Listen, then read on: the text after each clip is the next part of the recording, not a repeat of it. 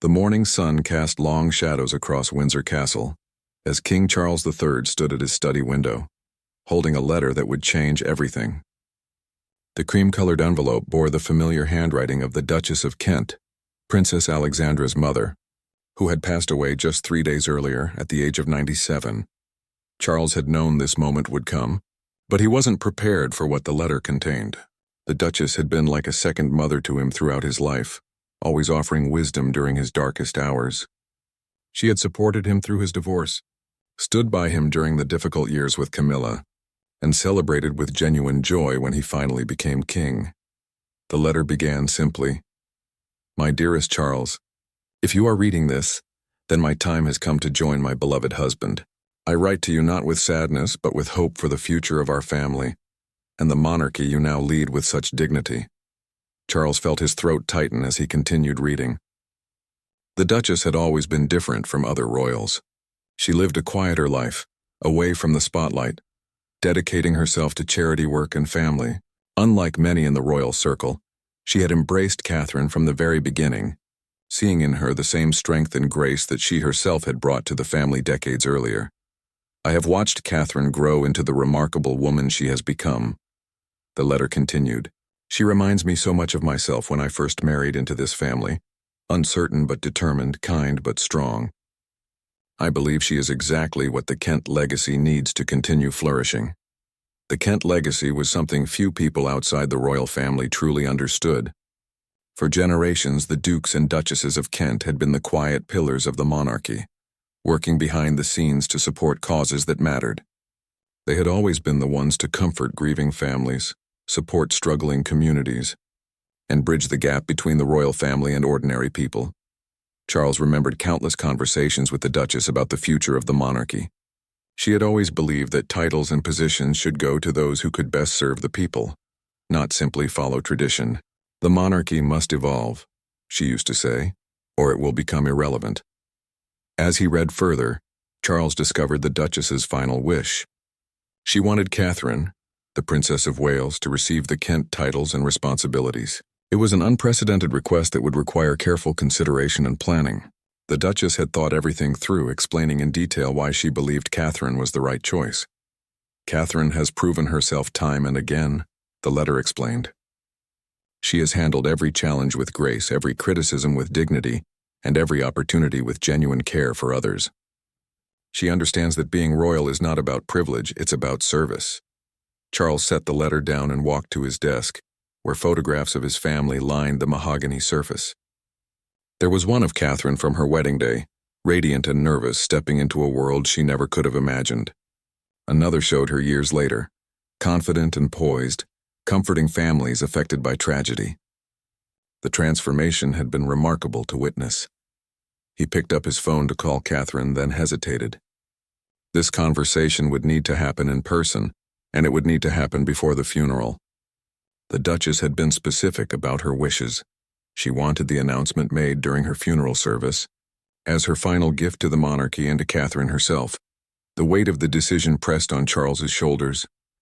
As king, he had the power to honor the Duchess's request, but it would be controversial. Some family members might object, particularly those who had expected the Kent titles to follow traditional lines of succession. The media would certainly have opinions, and the public reaction would be unpredictable. But as Charles looked out at the gardens where he had walked so many times with the Duchess, listening to her wisdom and guidance, he knew what felt right. Catherine had earned this recognition through years of dedicated service. She had connected with people in ways that reminded him of his own mother's best qualities, and she had brought a modern sensibility to royal duties without losing respect for tradition. The Duchess had ended her letter with words that now echoed in Charles's mind. "Trust your instincts, Charles. You have become the king I always knew you could be. Honor my final request not because I asked, but because you know it is right." Charles folded the letter carefully and placed it in his jacket pocket. In a few hours, he would need to speak with Catherine and William about this extraordinary opportunity. The funeral was only 2 days away, and if he was going to honor the Duchess's final wish, there was much to prepare. As he left his study, Charles felt a mixture of sadness and anticipation. The Duchess of Kent had lived a life of quiet service and dignity, and her final act would be to ensure that legacy continued in capable hands. Catherine didn't know it yet, but her life was about to change in ways she never expected. The hallways of Windsor Castle seemed different that morning, filled with the weight of history and the promise of change. Charles walked with purpose toward what would be one of the most important conversations of his reign, carrying with him the hopes and dreams of a remarkable woman who had shaped the royal family in ways most people would never fully understand. Catherine was in the middle of reviewing her speech for a children's hospital opening when her private secretary knocked on her door at Kensington Palace. "Ma'am, His Majesty has requested to see you and the Prince of Wales immediately at Windsor Castle. He says it's quite urgent." The drive to Windsor was unusually quiet. William sensed something significant was happening, but Catherine felt a knot of worry in her stomach. Urgent summons from the king were rare, especially so close to the Duchess of Kent's funeral. She had been deeply saddened by the loss of the elderly royal, who had always treated her with genuine warmth and kindness. When they arrived at Windsor Castle, Charles was waiting in the oak drawing room, a space traditionally used for the most important family discussions. The afternoon light filtered through tall windows, casting everything in a golden glow that somehow made the moment feel even more solemn. "Please, sit down," Charles said gently, gesturing to the comfortable chairs arranged near the fireplace. His expression was serious but not unkind, the look of someone about to share news that would change everything. Catherine noticed Charles was holding an envelope, his fingers tracing its edges as if gathering courage. William reached over and took her hand, a gesture that didn't go unnoticed by his father. "I received a letter from the Duchess of Kent," Charles began, his voice steady but emotional. "She wrote it before her passing, with specific instructions that it should be opened only after her death. What she has requested is extraordinary, and I wanted to discuss it with both of you before making any decisions." Catherine felt her heart racing. She had always admired the Duchess, who had a reputation for being both wise and unconventional. During Catherine's early years as a royal, the Duchess had been one of the few family members who seemed to understand the challenges of marrying into such a complex institution. Charles pulled out the letter and read several passages aloud, his voice growing stronger as he shared the Duchess's words about Catherine's character and capabilities. When he reached the part about the Kent legacy, Catherine gasped softly. "She wants you to become the new Duchess of Kent," Charles said directly, looking into Catherine's surprised eyes. "She believes you embody everything the Kent lineage has represented: compassion, dedication to service, and the ability to connect with people from all walks of life." William squeezed Catherine's hand tighter. As someone who had grown up in the royal family, he understood the magnitude of what was being suggested. The Kent titles carried significant responsibility and prestige, and they had never been given to someone outside the direct Kent family line. "But traditionally," Catherine stammered, still processing the enormity of the suggestion.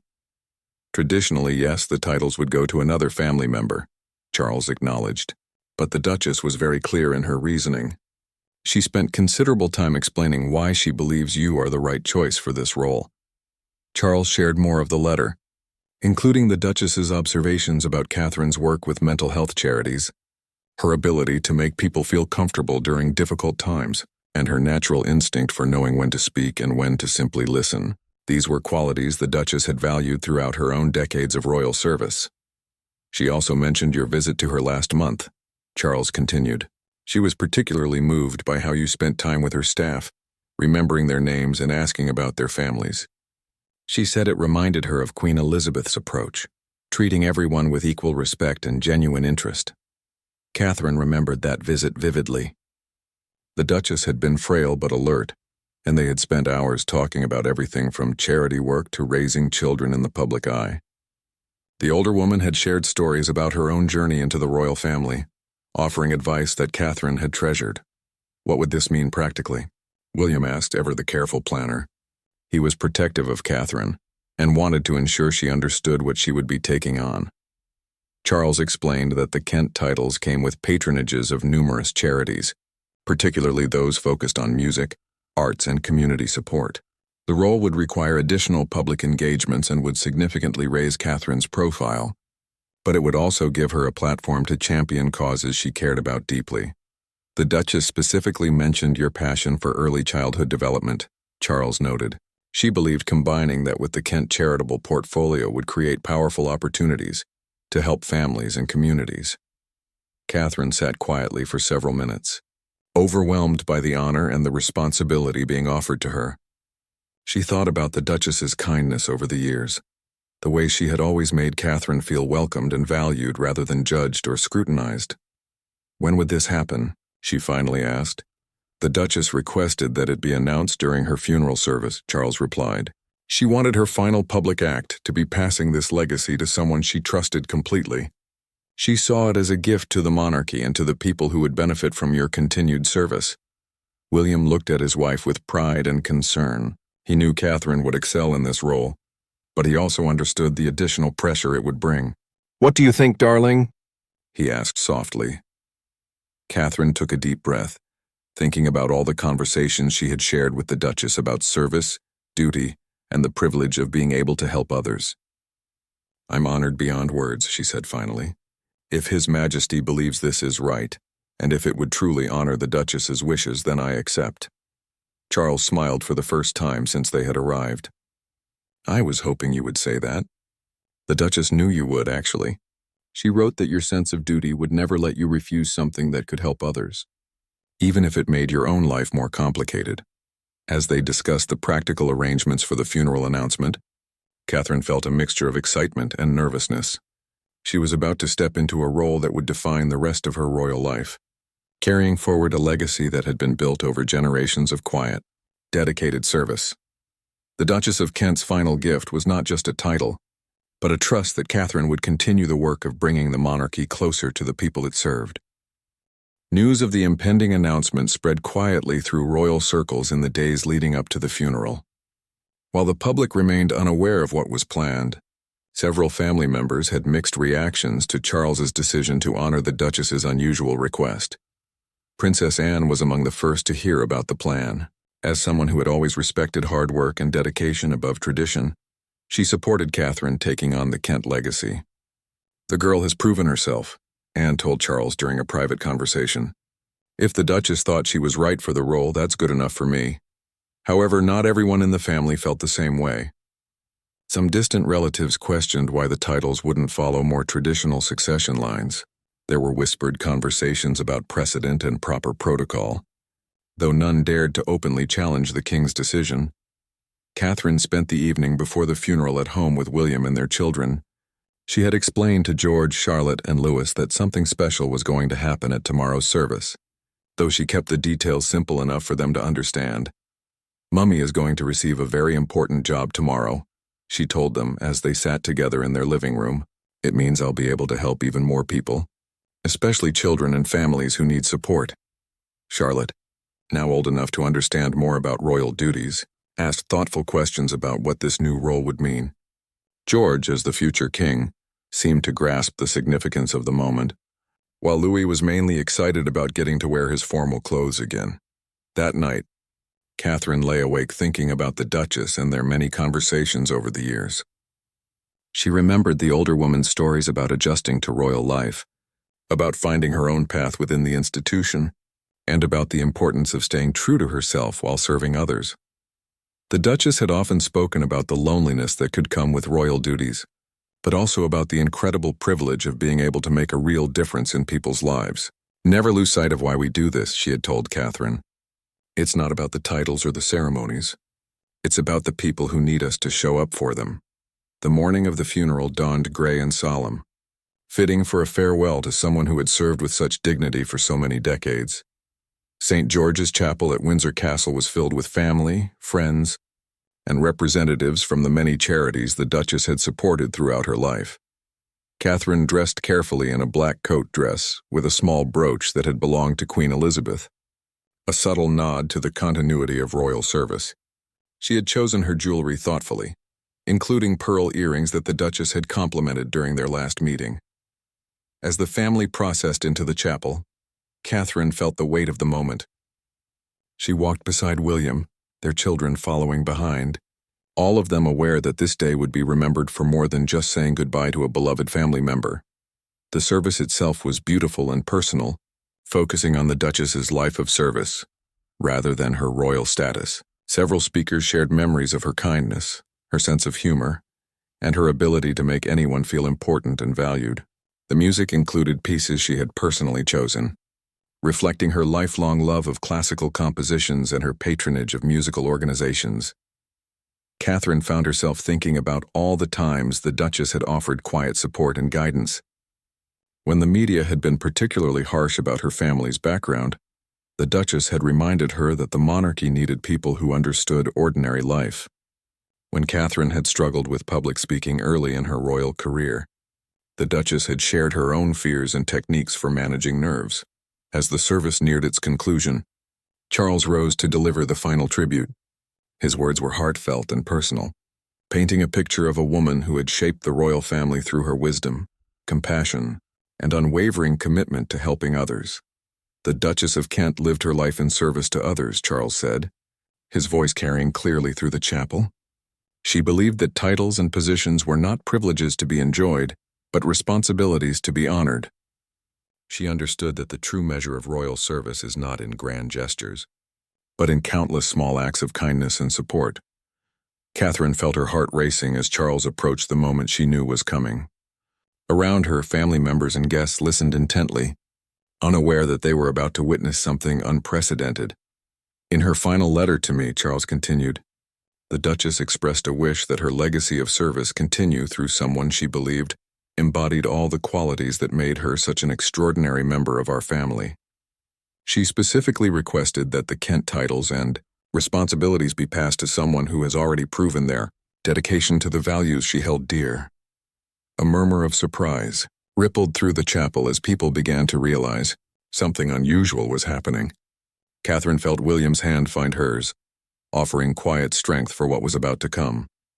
It is therefore my honor to announce that, in accordance with the Duchess's final wishes, Catherine, the Princess of Wales, will also become the Duchess of Kent, carrying forward a legacy of compassion, service, and unwavering commitment to the people of this nation. The chapel fell completely silent for a moment, the magnitude of the announcement sinking in. Then, slowly, a wave of emotion spread through the congregation. Some were surprised, others moved, and many were inspired by this final act of faith in Catherine's character and capabilities. Catherine felt tears welling in her eyes, overwhelmed by the honor and the responsibility being placed upon her. This was more than receiving a title. It was being entrusted with a legacy that had been built over generations of dedicated service. As the service concluded and the family prepared to leave the chapel, Catherine knew that her life had changed forever.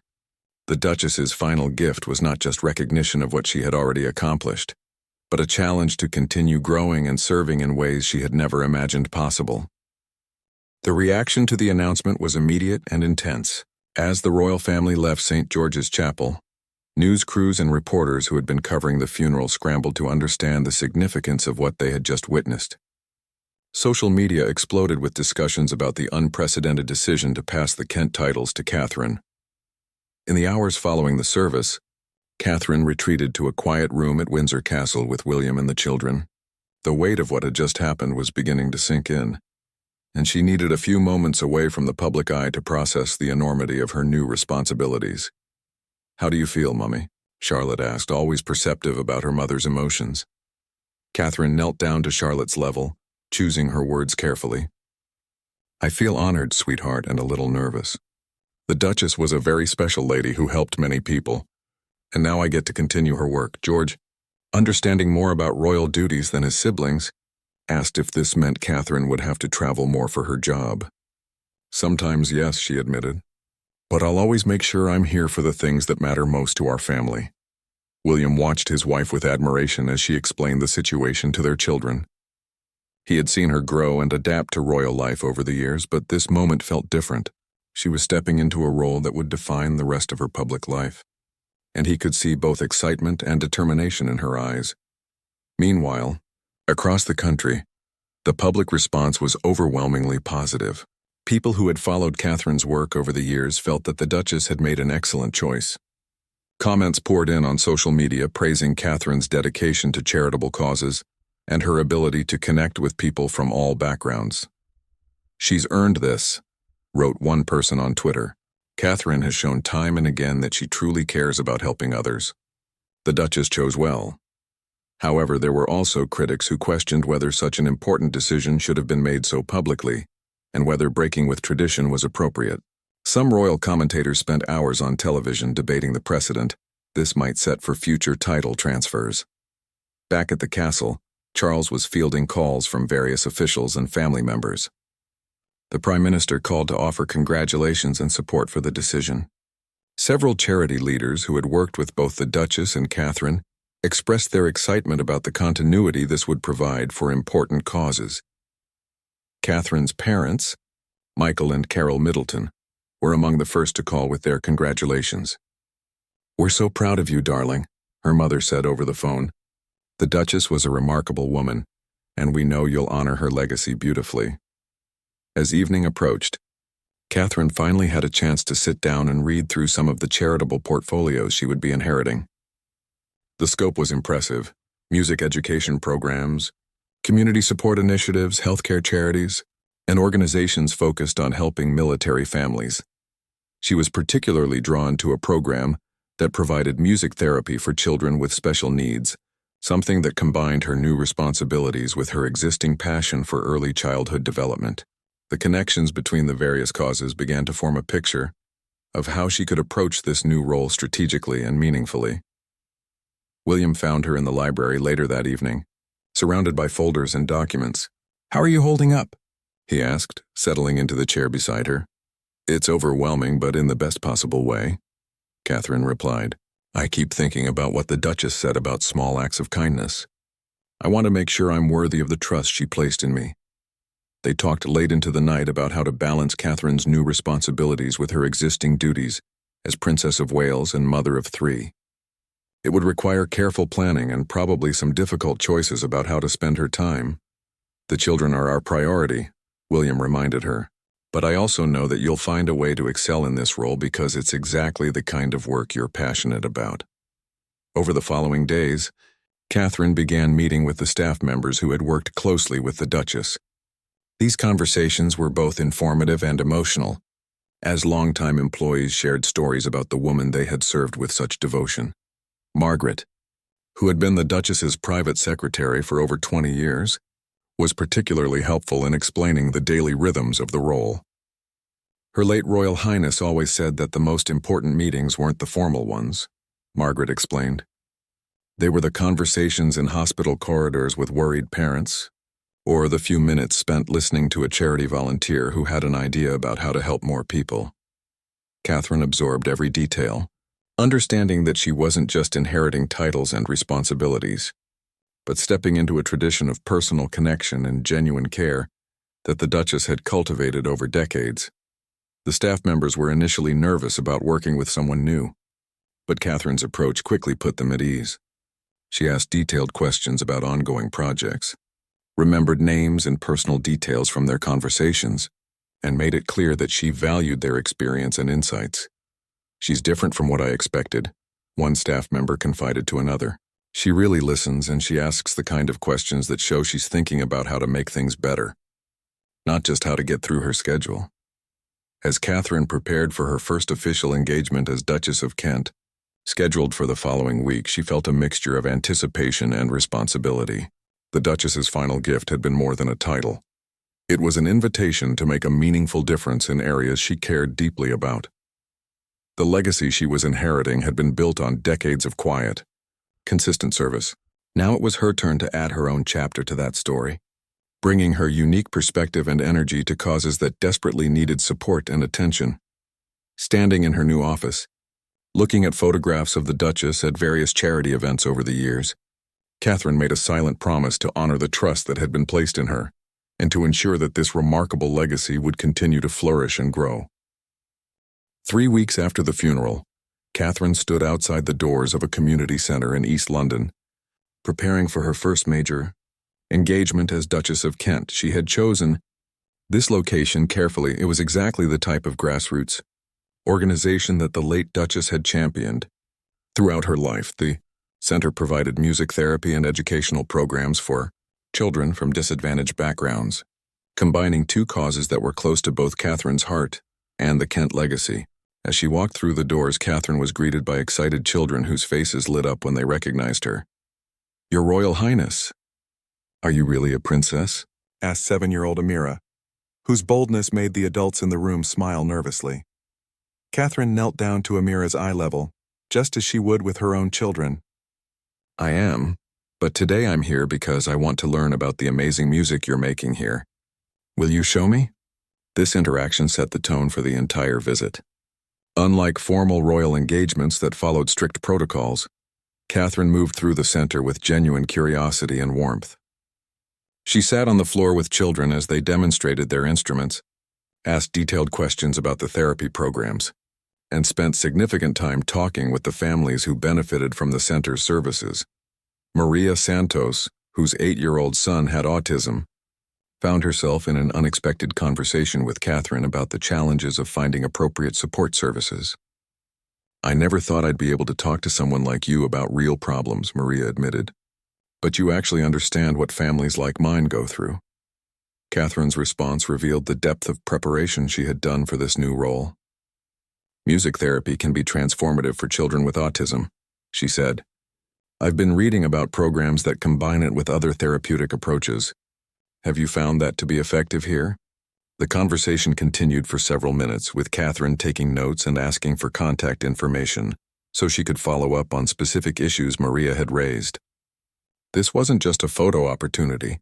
It was the beginning of a genuine relationship with the community the center served. Dr. James Wright, who ran the music therapy program, was impressed by Catherine's level of engagement. "She's asking the right questions," he told his colleagues later. Questions about funding sustainability, program effectiveness, and how to reach more families. She's thinking strategically about how to actually help, not just how to look good doing it. As the visit continued, Catherine participated in a music session with children who had various special needs. She helped a young boy named Tyler, who had been hesitant to join group activities, feel comfortable enough to play a simple rhythm on a drum. The moment when Tyler smiled and began interacting with other children was captured by photographers, but more importantly, it demonstrated Catherine's natural ability to connect with people who were often overlooked by society. During lunch with the staff and volunteers, Catherine listened to their challenges and ideas with the same attention she would give to government ministers or charity executives. She learned about funding gaps, staffing shortages, and the daily struggles of running programs that made real differences in people's lives. The late Duchess always said that the best ideas come from people who are actually doing the work. Catherine told the group, "I want to understand what you need to be more effective, and then figure out how to help make those things happen." One volunteer, an elderly man named Frank who had been teaching music at the center for 5 years, was particularly moved by Catherine's approach. "I've been here when other royals visited," he said quietly to a colleague. "They were nice enough, but this feels different. She's not just visiting, she's studying us, learning from us."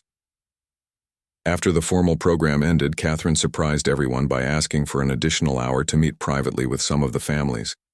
This wasn't on the official schedule, but she felt it was important to hear directly from the people the center served about their experiences and needs.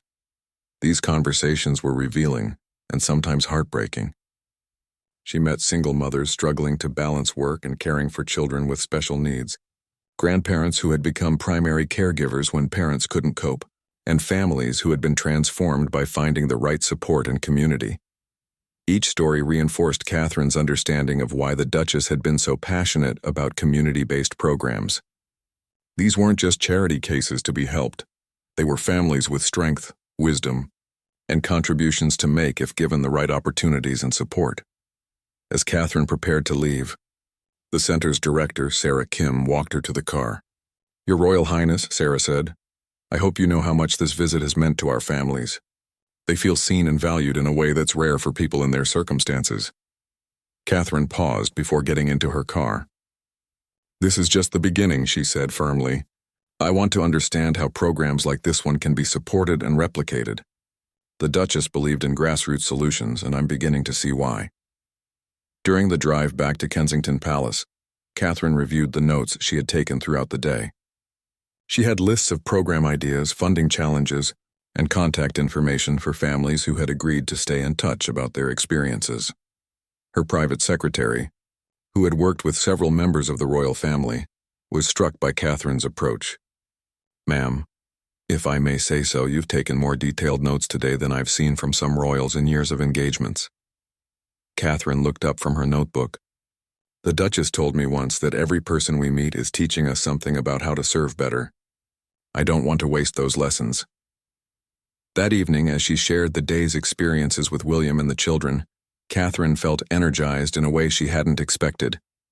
The weight of her new responsibilities was significant, but so was the potential to make meaningful change in areas she cared deeply about. "It's not just about carrying on the Duchess's work," she told William as they discussed the day. "It's about building on what she started and finding new ways to help people who might otherwise be forgotten." The community center visit had been more than a successful royal engagement. It had been Catherine's first real step into understanding how she could use her new role to create lasting change rather than just providing temporary comfort and attention. 6 months after becoming Duchess of Kent, Catherine was beginning to see the full scope of how she could transform the role while honoring its traditions. Her approach had been studied, methodical, and deeply personal, earning respect from both the charitable sector and the royal family. The breakthrough moment came during a meeting with Treasury officials about funding for community programs. Catherine had prepared extensively, armed with data from dozens of site visits and conversations with families, charity workers, and local government officials. Instead of simply advocating for more money, she presented a comprehensive plan for how existing resources could be used more effectively. "Your Royal Highness," the Chancellor said with genuine surprise, "this is the most thorough analysis of community program effectiveness I've seen from any source, governmental or charitable. You've identified patterns and solutions that our own departments missed." Catherine had spent months visiting programs across the country, not just for photo opportunities, but to understand what worked, what didn't, and why. She had discovered that many successful small programs struggled to expand because they lacked connections to funding sources, while some well-funded initiatives failed because they didn't understand the communities they were trying to serve. Her solution was elegant in its simplicity: create a network that connected effective grassroots programs with larger organizations that had resources but needed guidance on implementation. The Kent Foundation, as she proposed calling it, would serve as both a bridge and a catalyst for sustainable community development. The late Duchess always said that the best charity work happens when you connect people who need help with people who want to help, Catherine explained to the Treasury team. But too often, those connections don't happen because there's no system for making them. The proposal gained support quickly, partly because Catherine had done her homework so thoroughly. She had identified pilot programs, potential funding sources, and metrics for measuring success. More importantly, she had the backing of community, leaders who had worked with her over the past months and trusted her commitment to their causes. Princess Anne, who had initially been skeptical about Catherine taking on such a significant role so quickly, was among her strongest supporters by this point. "She's not just playing at charity work," Anne told Charles during a private family dinner. "She's actually studying these issues and coming up with real solutions." The Duchess chose well. The success of Catherine's advocacy work was matched by her growing confidence in the more traditional aspects of her royal duties. She had learned to navigate the complex protocols of state visits, charity galas, and formal ceremonies, while maintaining the genuine warmth that made her so effective in community settings. During a state visit from the President of Ireland, Catherine found herself in conversation with the First Lady about music education programs in rural areas. What began as polite small talk evolved into a substantial discussion about cross-border collaboration on therapeutic programs for children affected by conflict and poverty. "I would love to arrange for some of our program directors to visit your centers," the Irish First Lady said. "The approaches you're describing could be transformative for communities we're working with in Northern Ireland." These kinds of conversations were happening regularly now. Catherine's work was gaining international attention, not because of her title, but because of the effectiveness of her methods and the authenticity of her commitment. Delegations from other countries were requesting meetings to learn about her community engagement strategies. At home, the impact on her family was significant but manageable. George, Charlotte, and Louis had adapted to their mother's busier schedule, but Catherine was careful to maintain family traditions and be present for important moments in their lives. "Mummy's job is helping people who need extra help," Charlotte explained to a school friend with the matter-of-fact tone that children use for things they consider normal. "She goes to their houses and learns about their problems so she can fix them." William watched his wife's transformation with admiration and pride. She had found a way to be authentically herself while fulfilling the expectations of her royal role. "You've become exactly what the Duchess hoped you would," he told Catherine, one evening as they reviewed her schedule for the following week.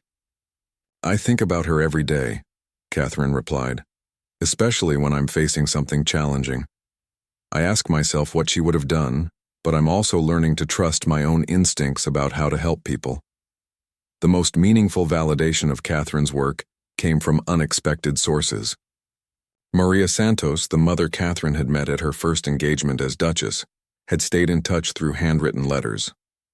Her latest letter included a photograph of her son participating in a regional music competition, something that would have been impossible before he began receiving appropriate therapy and support.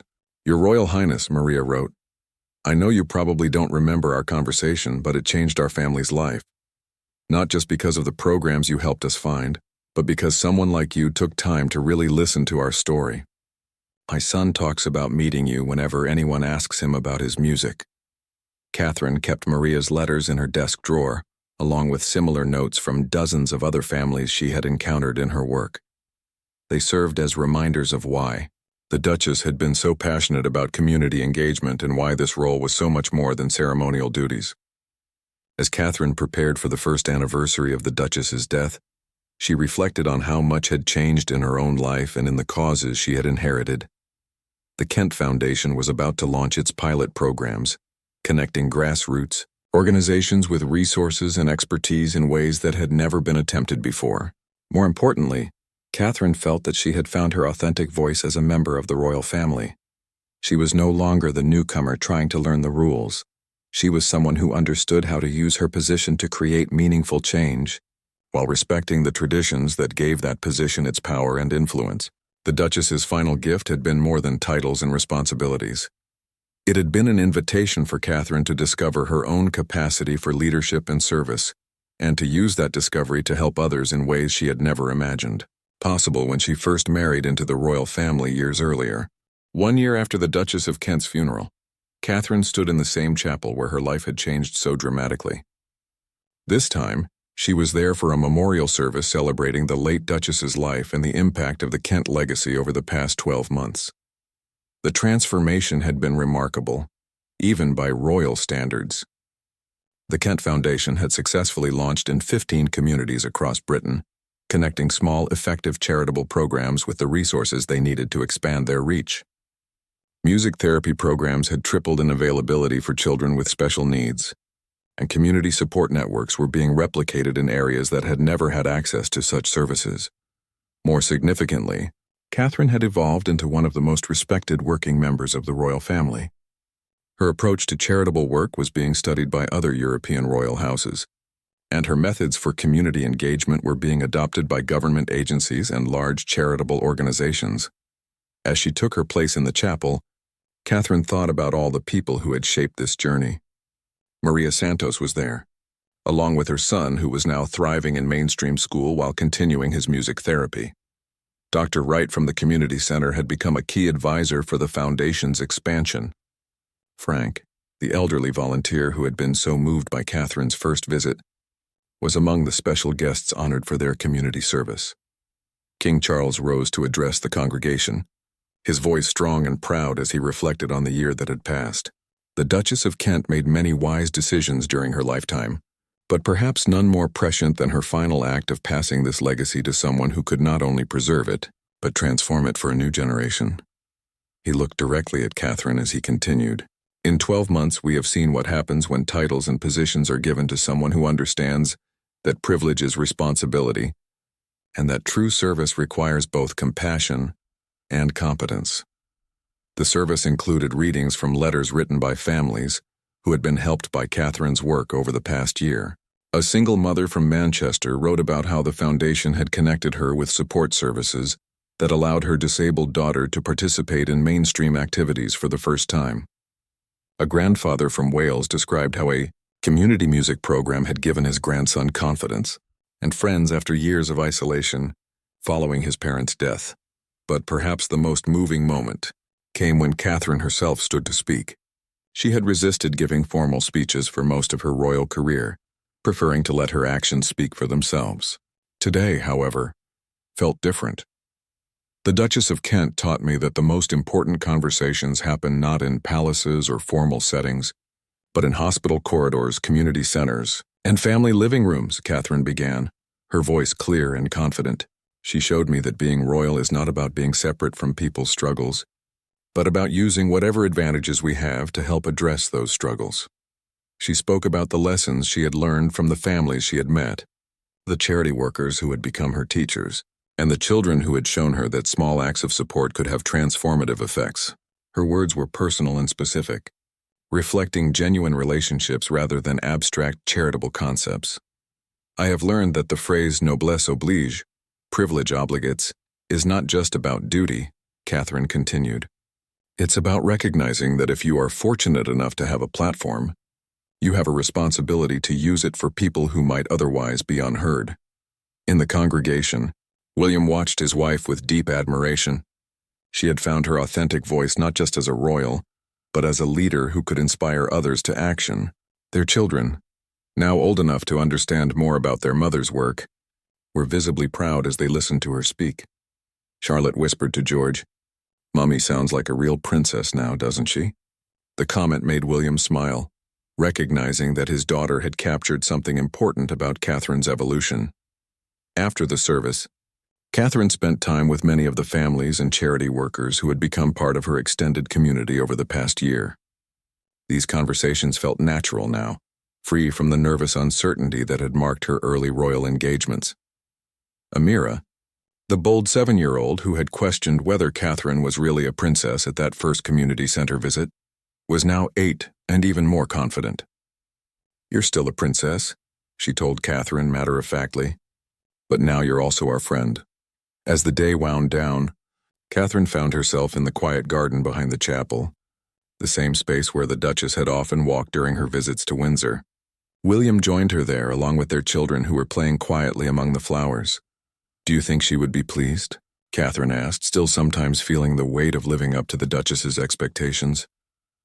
"I think she would be amazed," William replied honestly. "She saw your potential, but I don't think even she anticipated how completely you would transform this role while honoring its traditions." Catherine reflected on the journey that had brought her to this moment, from the nervous young woman who had married into the royal family, to the confident advocate who was now helping to shape how the monarchy engaged with contemporary social challenges. The Duchess's final gift had been more than recognition. It had been an invitation to discover capabilities Catherine hadn't known she possessed. As they prepared to leave Windsor that evening, Catherine felt a deep sense of gratitude and purpose. The year had been challenging and transformative, but it had also been deeply fulfilling in ways she had never expected when she first entered royal life. The Kent legacy was now in new hands, but it was thriving and growing in directions that honored both its past and its future potential. The Duchess's trust had been well placed, and Catherine was ready for whatever challenges and opportunities the coming years would bring. Looking back at the chapel one final time, Catherine made a silent promise to continue the work with the same dedication and authenticity that had characterized her first year as Duchess of Kent. The legacy would continue, enriched by new perspectives but anchored in the timeless values of service, compassion, and genuine care for others that had always defined the Kent tradition. The Duchess's final gift had created not just a new chapter in Catherine's life, but a new model for how royal service could evolve to meet the needs of a changing world, while preserving the best of its historical foundations.